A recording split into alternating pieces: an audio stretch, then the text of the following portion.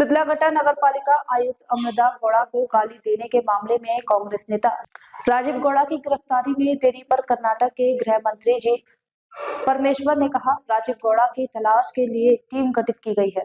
ಇಲ್ಲ ರೀ, ಟೀಮ್ ಮಾಡಿ ಅವರೆಲ್ಲ ತಪ್ಪಿಸ್ಕೊಂಡು ಹೋಗಿದ್ದಾರೆ. ಅವರಿಗೆ ಟೀಮ್ ಮಾಡಿ ಬಿಟ್ಟಿದ್ದಾರೆ. ಹುಡುಕೊಂಡು ಕರ್ಕೊಂಡು ಬರ್ತಾರೆ. ಅವರಿಗೆ ವಿಳಂಬ ಅಂದ್ರೆ ಅವರು ತಪ್ಪಿಸ್ಕೊಂಡು ಹೋಗಿರೋರನ್ನ ಹುಡುಕ್ಬೇಕಲ್ವಾ? ಏನದಕ್ಕೇನು ಟೈಮ್ ನಿಗದಿ ಮಾಡಿದ್ದೀರಾ ನೀವು?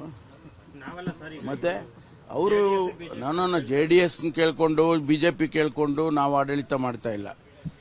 ನಮ್ಮದೇ ಆದಂಥ ರೀತಿಯಲ್ಲಿ ನಾವು ಆಡಳಿತ ಮಾಡ್ತಿದ್ದೀವಿ. ಅವ್ರನ್ನ ಬಂಧನ ಮಾಡ್ತೀವಿ. ನಾನು ಅವತ್ತೇ ಸೂಚನೆ ಸೇಮ್ ಡೇ ನಾನು ಅವ್ರಿಗೆ ಸೂಚನೆ ಕೊಟ್ಟೆ, ಇಮಿಡಿಯೇಟ್ಲಿ ಅವ್ರನ್ನ ಬಂಧನ ಮಾಡಿ ಅಂತ ಹೇಳಿ.